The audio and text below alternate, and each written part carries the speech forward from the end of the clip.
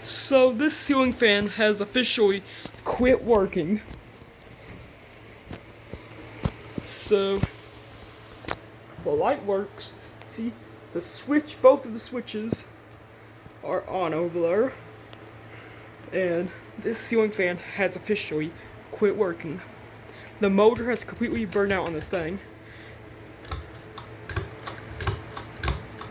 Nothing. No vibrations for blades. Absolutely nothing at all.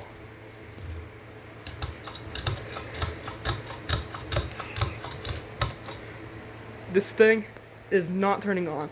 Well, it looks like I'm gonna have to replace my brushed nickel Farmington with the Hampton Bay Williamson light kit that I got from Habitat when it was removed, when they were moving locations. It's not with me right now, but I'll replace it later.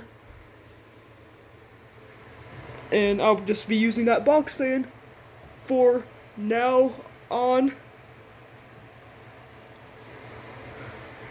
Wait a second. Ha ha! I tricked you! Happy April Fool's Day, everyone. The reverse switch was just in the middle.